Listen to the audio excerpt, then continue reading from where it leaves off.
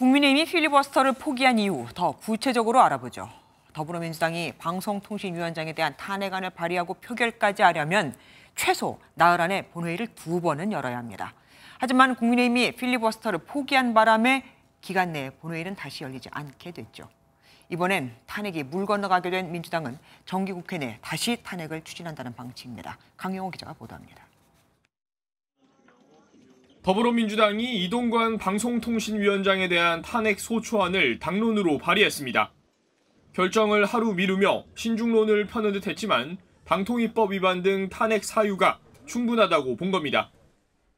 이견은 없었습니다.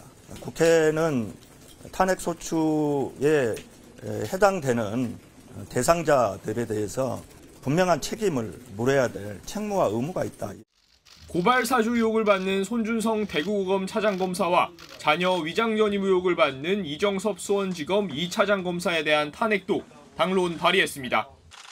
이 검사는 이재명 민주당 대표와 관련된 의혹을 수사 중입니다. 하지만 탄핵안은 폐기 수순을 밟을 전망입니다.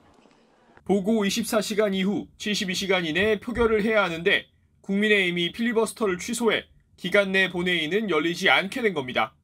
이동관 방통위원장을 지키기 위해서 스스로 자신들이 해야 될 일까지 내팽개친 것은 매우 유감스럽고 언론을 장악하려는 것이 본 속셈이었다는 것을.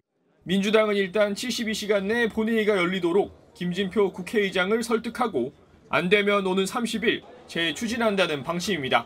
MBN 뉴스 강용호입니다. 안녕하세요. 김주하입니다. 공정하고 신속한 MBN 뉴스 유튜브를 통해서도 만나보실 수 있습니다. 특히 더 많은 뉴스와 라이브를 보고 싶으시다면 오른쪽을 눌러서 구독하시면 됩니다. 어렵지 않죠? 빠르고 정확한 뉴스로 계속 찾아뵙겠습니다.